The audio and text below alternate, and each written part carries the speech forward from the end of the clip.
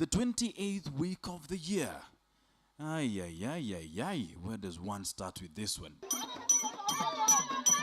The day the whole country had been waiting for was finally here. Saba Saba. It was going to be the biggest party of the year. After months of running around the country, consulting with millions of Kenyans, having a snooze while standing, making ultimatums, and consistently being given a resounding Hakuna. It finally was here, the grand finale. But first, let's clear some small business of promises. 300,000 people have agreed that we go to have that dialogue with Raila in his home in Karen. When the day finally came, however, neither this guy nor his fellow breakfast-hungry Kenyans were anywhere to be seen. We decided to give them a chance to see what they're going to do with their Saba Saba. And then we discovered that it was hot air. All right, let's see what kind of hot air was being blown here. They came in numbers, dancing, shouting and chanting.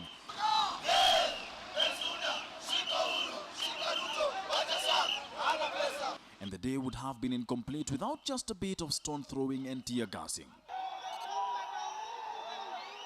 The clever ones came armed. This was going to be a long day.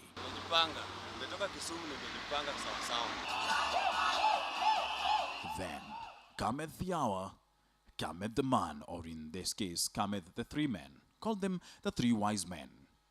And like the woman who hoped to just touch the cloak of Jesus for a miracle, everybody here seemed to be on the same mission.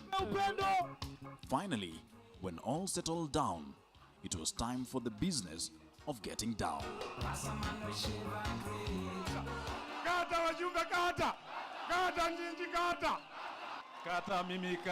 Come on, Mr. Professor, stop embarrassing yourself.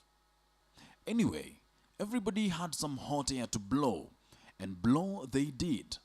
For instance, we thought this guy was serious when he said, Mimi mukisema tulale hapa nitalala hapa. Turns out he was just blowing hot air. In his defense, nobody really asked him to sleep there. However, they seemed not to have been blowing hot air when they said, Hakuna dialogue tena. Bas tutaongea na hawa directly. Let me stop you right there, Mr. Mapambano. You're confusing me here. If you're talking to him directly, isn't that dialogue already? Okoa. Yes, Okoa Jahazi had given birth. But here's the thing, this colorful hot air balloon did not go unnoticed.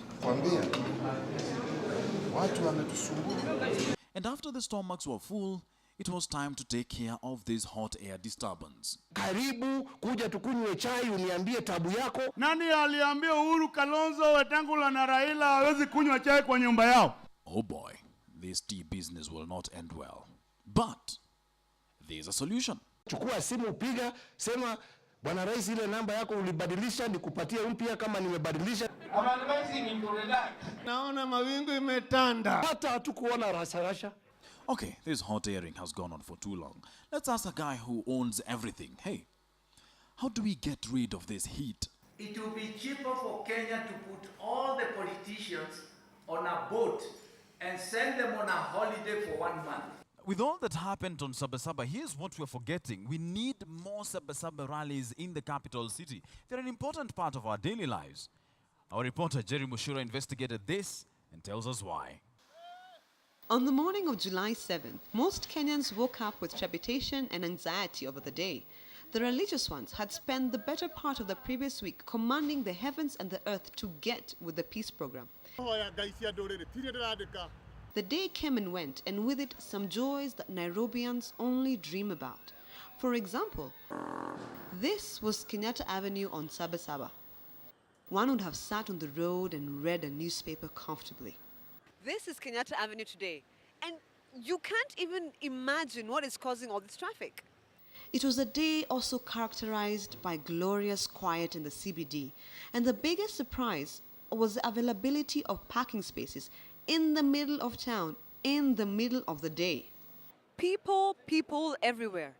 It is a nightmare to walk through the streets today, and there's no sight of policemen anywhere. On Monday, however, things were a bit different.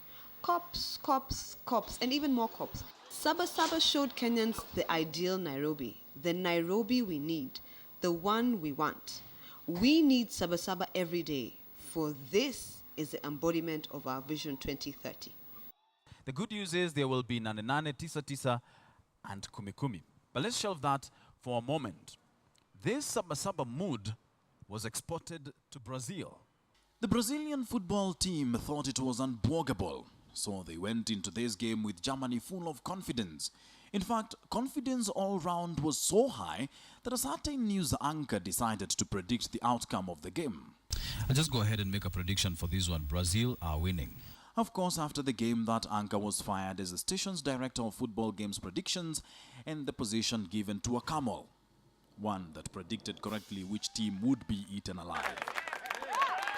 The Germans scored and scored and scored and scored some more. And just when we thought they were done, they scored again. Then they went for a break, came back and scored some more. The pain was too much for the Brazilians, including Christ the Redeemer, who couldn't watch it anymore. So, what was the problem with these South Americans? Kumaliza mwaka moja bila kufanya tisi, yani inakuanga shida, zinaelewa? For the Germany supporters, oh, what joy. And guess who was on their side as well?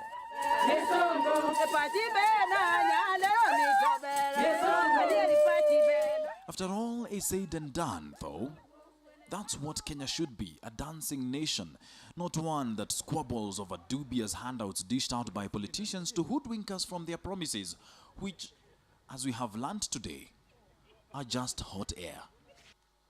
Wilson Buru, for KTN's Mock the Week.